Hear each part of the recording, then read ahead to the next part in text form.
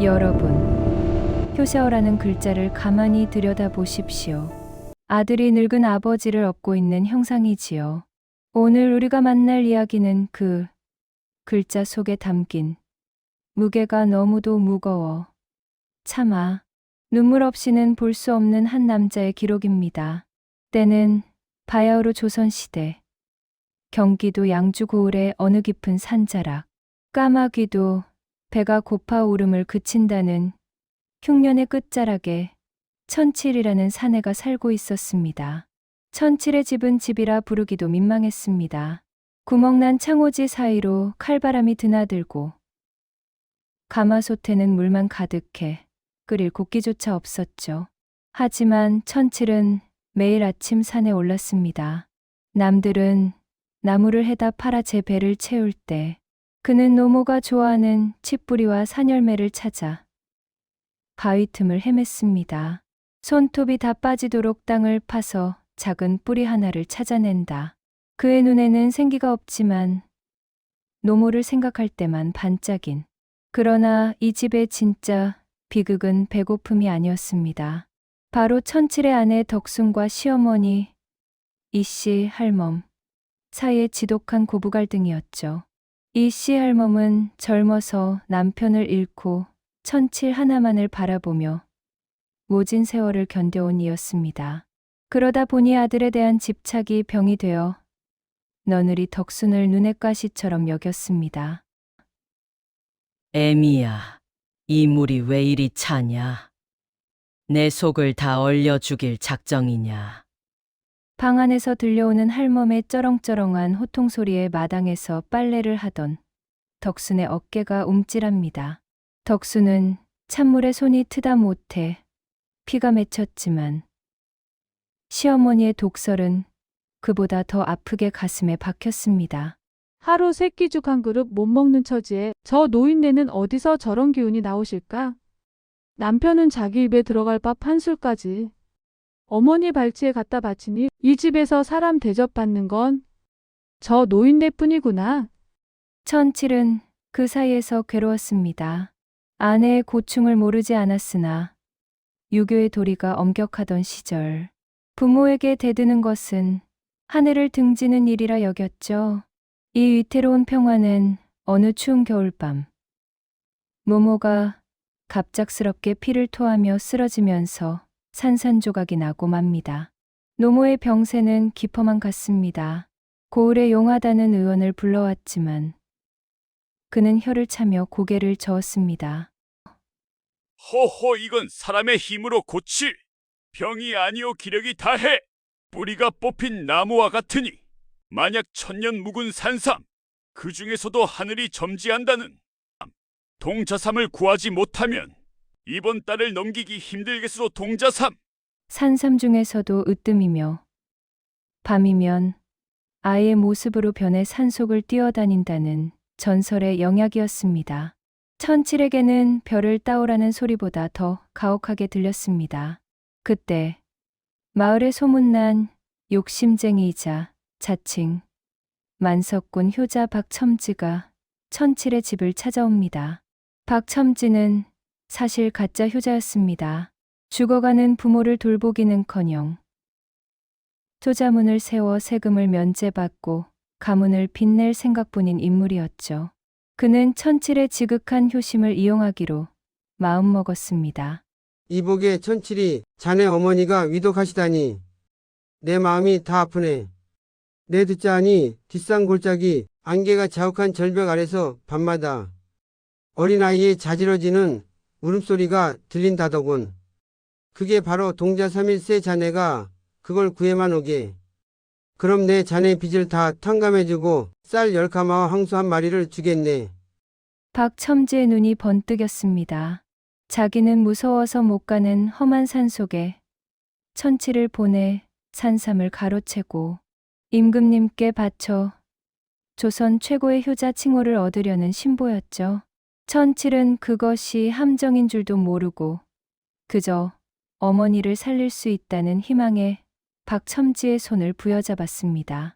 천칠은 그날로 보찜을 꾸려 산으로 들어갔습니다. 눈 덮인 산은 짐승들도 숨어버린 혹독한 곳이었습니다. 천칠은 집신이 다 달아 발등에 피가 배어 나왔지만 멈추지 않았습니다. 어머니, 조금만 기다리십시오. 소자가 반드시 동자삼을 구해 가겠습니다. 산속에서 천칠은 기묘한 일들을 겪습니다. 배고픔과 추위에 헛것이 보이기 시작한 것이죠. 한밤중 나무 사이로 하얀 소복을 입은 꼬마 아이가 까르르 웃으며 뛰어가는 것을 보았습니다. 깨섞거라. 이놈, 산삼아. 천칠은 미친 듯이 아이를 쫓아 절벽을 굴렀습니다. 하지만 잡고 보니 그것은 산토끼의 귀였고 또 한 번은 산삼 향기가 난다며 땅을 파헤쳤는데 고약한 냄새가 진동하는 멧돼지 배설물이었습니다. 아이고, 산신령님. 차라리 제 목숨을 가져가시지. 왜 자꾸 똥만 주십니까? 우리 어머니 숨이 넘어갑니다. 그렇게 사흘째 밤 탈진에 쓰러진 천칠 앞에 안개를 헤치고 백발이 성성한 노인이 나타났습니다. 노인은 지팡이를 짚고 껄껄 웃으며 물었습니다. 내 효심이 가상하다만 동자삼은 아무에게나 모습을 드러내지 않는다. 너는 그 삼을 얻기 위해 무엇을 버릴 준비가 되었느냐? 천칠은 바닥에 머리를 조아렸습니다. 제 목숨, 제 영혼, 그 무엇이라도 바치겠습니다. 제발 어머니만 살려주십시오. 노인은 의미심장한 미소를 지으며 안개 속으로 사라졌습니다. 그리고 천칠의 눈앞에 믿을 수 없는 광경이 펼쳐졌습니다. 산에서 내려온 천칠의 모습은 사람이 아니었습니다. 눈은 휑하고 입술은 터져 피가 엉겨 붙어 있었죠. 그의 손에는 낡은 보자기가 소중하게 들려 있었습니다. 집으로 돌아온 천칠은 아내 덕순을 뒷마당으로 조용히 불렀습니다. 그의 목소리는 낮고 떨리고 있었습니다. 부인 내 말을 잘 들어야 하오. 산신령님을 만났소. 그런데 그 동자삼을 얻으려면 우리 아이 개똥이를 바쳐야 한다고 하오. 순간 세상이 멈춘 듯한 정적이 흘렀습니다. 덕수는 귀를 의심했습니다. 당신 지금 제정신이에요? 산속에서 귀신에 홀린 거예요? 어머니 살리자고 우리 하나뿐인 아들을 죽이겠다니요? 천칠은 피눈물을 흘리며 아내의 어깨를 잡았습니다. 부모는 한 분뿐이지만 자식은 또 낳을 수 있지 않소.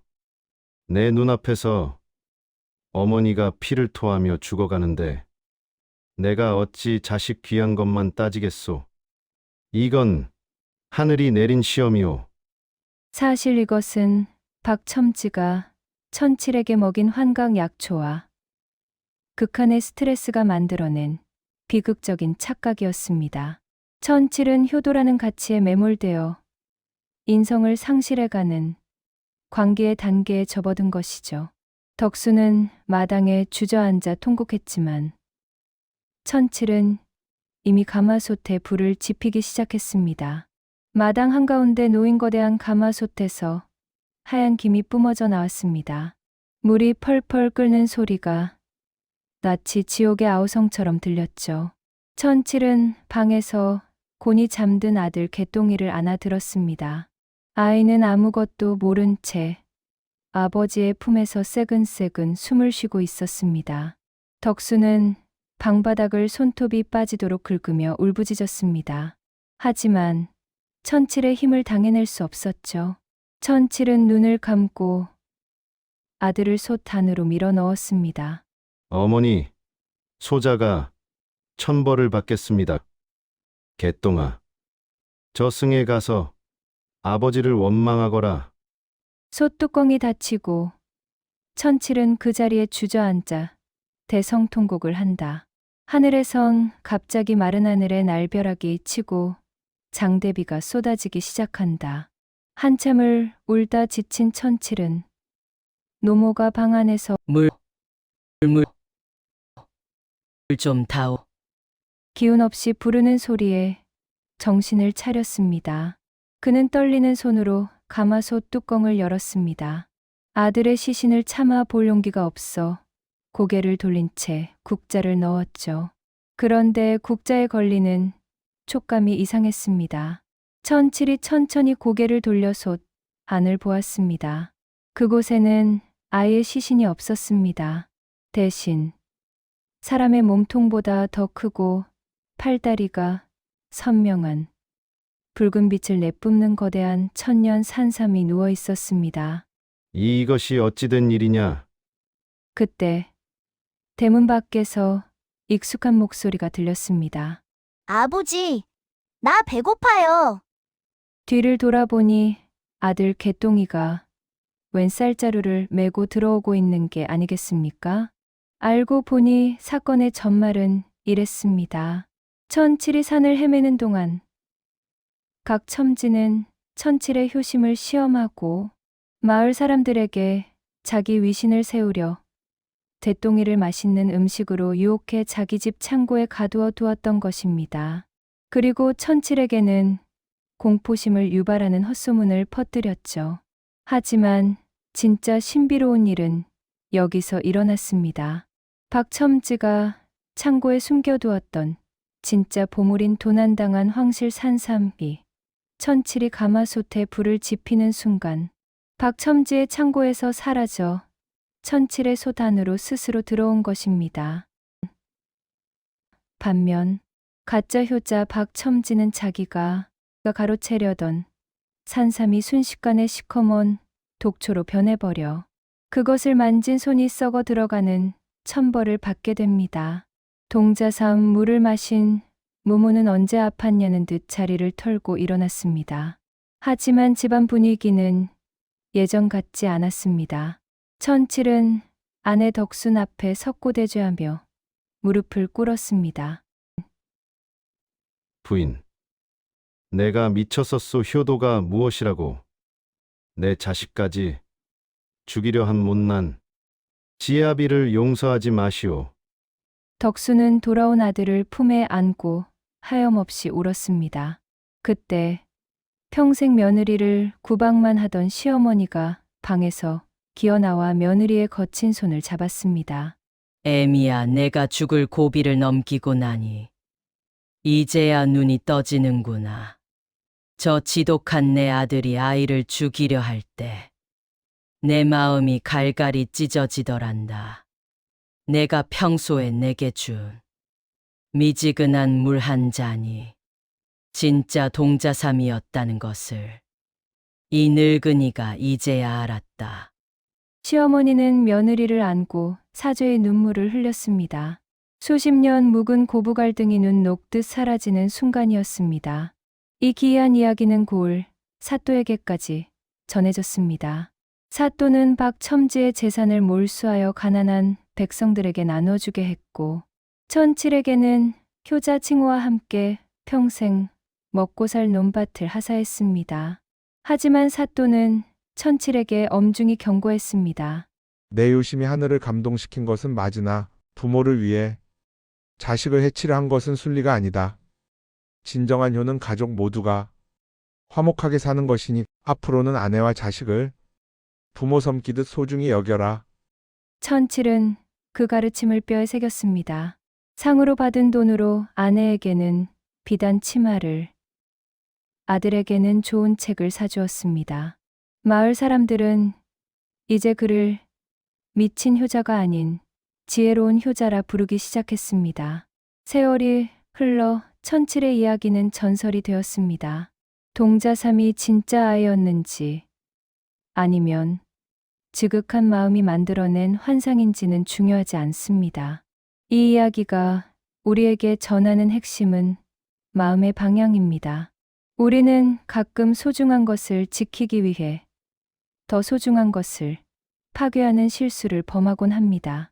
천칠의 광기 어린 효도는 우리 내면에 숨겨진 집착과 욕심을 상징할지도 모릅니다. 하지만 그 끝에서 가족이 서로를 용서하고 화해했을 때 비로소 진짜 기적인 동자삼이 나타난 것입니다. 여러분, 오늘 긴 이야기를 통해 우리는 조선시대의 한 가정을 들여다보았습니다. 여러분에게 효도는 무엇입니까? 혹시 부모님께 비싼 선물을 드리는 것만 생각하고 계시진 않나요? 오늘 밤 부모님께 전화를 걸어 고맙습니다. 사랑합니다라는 말을 전해 보십시오. 그리고 내 곁에서 묵묵히 고생하는 아내와 남편, 아이들의 손을 한번 잡아 주십시오. 그것이 바로 하늘이 우리에게 내린 진짜 동자삼입니다.